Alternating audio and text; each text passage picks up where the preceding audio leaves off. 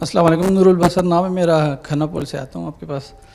یہ جو ہم نے پڑھا تھا دورہ ترجمہ قرآن میں کہ دین کو سیکھنے کے لیے مطلب حضور صلی اللہ علیہ وسلم کے پاس لوگ آئیں مرکز میں، وہاں سے سیکھیں، اس کی مطلب کہا گیا ہے کوئی اہمیت ہے۔ تو اس حوالے سے میں پوچھنا چاہ رہا ہوں کہ جو تبلیغی جماعت والے کا طریقہ کار ہے، کیا یہ درست ہے؟ اگر یہ درست ہے تو اس طریقے پہ ہم اقامت دین کا کام چلا سکتے ہیں؟ اس طرح کا ایک مطلب جو جتنا کام آج تک ہو چکا ہے اقامت دین کے حوالے سے، جتنے بزرگوں نے کیا ہے، اس کو کسی ایک کتاب میں جمع کر کے مطلب کہ کامل ہو، مختصر ہو اور لوگوں کو سمجھ آنے کے مطلب دعوت کے لیے ایک کار فرما ہو، اور پھر اس طرح سے لوگ آئیں مرکز میں اور وہاں سے سیکھ کے پھر جماعت تشکیل پائیں اور مطلب ضلعی سطح پہ دوسری ضلعوں میں لوگ جا کے دین کو پھیلائیں۔ اس طرح جو تبلیغی جماعت کا جو طریقہ کار ہے، لیکن وہ تو صرف انفرادی دین سکھاتے ہیں۔ ہم مطلب اس کو اگر اقامت دین کے ویسے ایک درجے میں آپ نے دو سوال بنیادی طور پہ کیے ہیں کہ تبلیغی جماعت کا طریقہ ٹھیک ہے یا نہیں ٹھیک ہے،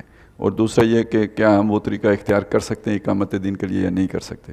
تو دوسرا سوال کر کے آپ نے پہلے سوال کو خود ٹھیک مان لیا ہے، ایسا ہی ہے؟ تو بہرحال دیکھیں، اصولی طور پہ تو دیکھیں تو بات یہی ہے، جو یعنی اس وہاں پہ نظام تھا وہ تو یہی تھا کہ لوگ سیکھنے مدینے آتے تھے، اور ہمارے ہاں بہت عرصے تک یہی نظام رہا ہے، یعنی تبلیغی جماعت سے پہلے تک یہی نظام رہا ہے۔ بڑے بڑے علماء ہوتے تھے اور لوگ علم حاصل کرنے کے لیے ان کے پاس آتے تھے، دور دراز سے چل کے آتے تھے۔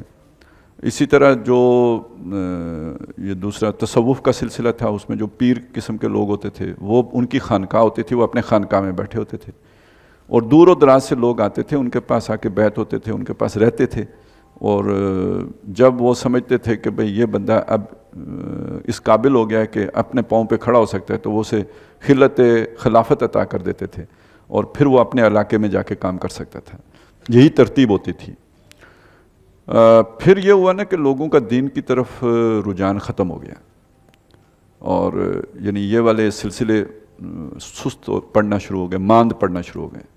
تو اب کہیں فکر دامن گیر ہوئی کہ کیا کریں۔ اب لوگوں کے اندر وہ جذبہ تو نہیں ہے کہ وہ خانقاہ میں آئیں اور آ کے بیٹھیں اور زندگی لگائیں۔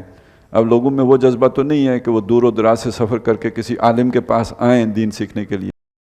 تو پھر پہلے تو علماء نے لوگوں کے پاس جانا شروع کیا۔ جو تبلیغی جماعت سے پہلے یہ ہو چکا تھا، یعنی وہ تبلیغی دورے ہو رہے ہیں، یعنی کوئی بڑا عالم دین ہے، وہ نکلا ہے، وہ اس شہر میں، پھر اس شہر میں، پھر اس شہر میں، تو ان کے جلسے ہو رہے ہیں، وہاں رات کو مجلسیں ہو رہی ہیں، گفتگویں ہو رہی ہیں، مذاکرے ہو رہے ہیں۔ تو یہ ایک سلسلہ چلا۔ تو بعد میں پھر اسے یعنی وہ خانقاہ پیچھے رہ، پیر صاحب تو نہیں دورہ کر سکتے، تو وہ جو سارا تصور تھا، یعنی ایک سطح پہ ہم یہ کہتے ہیں کہ تبلیغی جماعت کیا ہے؟ چلتی پھرتی خانقاہ ہے۔ یعنی پہلے جو خانقاہ تھی اس کے پاس لوگ چل کے آتے تھے، اب خانقاہ ہے جو چل کے لوگوں کے پاس جاتی ہے۔ ٹھیک ہو گیا؟ تو اس کو ہم آئیڈیل نہیں کہیں گے، لیکن آئیڈیل کے ساتھ چپک کر آپ اپنے جو آلات ہیں اس سے لا تعلق اگر ہو جاتے ہیں تو پھر آپ مطلب وہ ایک خیالی دنیا میں چلے جاتے ہیں۔ تو اس وقت کے حالات ایسے نہیں ہیں کہ آپ وہ آئیڈیل صورتحال کو اچیو کر سکیں، آپ کو لوگوں کے پاس جانا پڑے گا۔ اس لیے جانا پڑے گا کہ لوگ حرکت کرنے کے لیے تیار نہیں ہیں، اور اس کی بھی دلائل ہیں۔ ابھی ہم نے سورہ یاسین میں پڑھا تھا کہ وہ جو 3 رسول آئے تھے، پھر تیسرا آیا، وہ پھر چوتھا وہ دور سے دوڑتا ہوا آیا۔ تو اس کا مطلب ہے کہ جایا بھی جا سکے، جانا حرام نہیں ہے۔ تو اگر لوگ جا رہے ہیں تو غلط نہیں ہے، آئیڈیل سے کم تر ہے۔ آخری اب آ جاتے ہیں اس چیز کی طرف کہ یہ ہم کر سکتے ہیں یا نہیں کر سکتے۔ جی بالکل کر سکتے ہیں، اور ہمیں بھی کرنا پڑے گا، لوگوں کے پاس جانا پڑے گا۔ البتہ یہ ہے کہ جہاں یعنی ہم اس سے آگے سوچ رہے ہیں کہ اب بیٹھ کر بھی جایا جا سکتا ہے۔ وہ ہم آگے سورہ مدثر میں پہنچیں گے نا، تو بلکہ ابھی وہ شاید کچھ نہ کچھ اس کا ذکر سورہ اس میں ذہن سے نام ہی نکل گیا۔ تو یہ جو سورہ طور کے بعد صورت ہے، سورہ نجم میں بھی آ جائے گا۔ تو وہ حضرت جبریل جب پہلی دفعہ آئے تھے نا نبی صلی اللہ علیہ وسلم سے ملنے، تو پہلی وحی ہے یا دوسری وحی ہے؟ اس میں وہ آتا ہے کہ وہ جب حضور نے دیکھا تو وَهُوَ فِي الْأُفُقِ الْأَعْلَى، وہ پورے افق پر چھائے ہوئے تھے. ثُمَّ دَنَا فَتَدَلَّى فَكَانَ قَابَ قَوْسَيْنِ أَوْ أَدْنَىٰ، پھر وہ نزدیک آئے اور اتنے قریب آ گئے جتنے تیر کمان کے وہ جو دو ہوتے ہیں نا سرے، تو جتنے وہ ہیں بس اتنا قریب آ گئے. لیکن یہ قریب آنے کا مطلب یہ نہیں تھا کہ وہ اس جگہ کو چھوڑ کے یہاں پہ آ گئے، ادھر ہی ہوتے ہوئے یہاں بھی آ گئے. ثم دنا فتدلّى، یہ جو لٹک کے آ گئے قریب، تو اس کا مطلب یہ ہے کہ اس اپنے مرکز سے قائم رہتے ہوئے یہاں بھی پہنچ گئے. تو آج کے دور میں آپ کو جو ذرائع ابلاغ میسر آ گئے ہیں تو آپ اپنے مرکز پہ بیٹھ کر لوگوں تک پہنچ جاتے ہیں.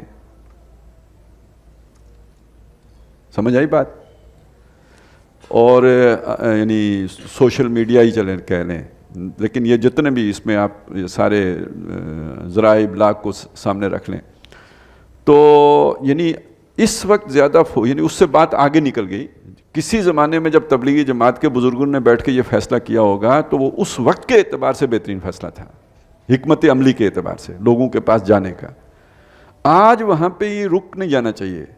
اب لوگوں کے پاس جانے کا اس سے بہتر مواقع آپ کے پاس پیدا آ گئے، اور کم مشکل اور کم مشقت اٹھائے آپ لوگوں تک اپنا پیغام پہنچا سکتے ہیں، وہ ان ذرائع ابلاغ کے ذریعے سے پہنچا سکتے ہیں. لیکن دوسری طرف یہ کہ فزیکل جانا بھی اپنی جگہ پہ بہت اہمیت رکھتا ہے. تو دونوں باتیں ساتھ ساتھ چلنی چاہیے. البتہ یہ کہ زیادہ افیکٹو آج کے دور میں یہ آپ کا سوشل کانٹیکٹ ہے. سبحان اللہ والحمد للہ.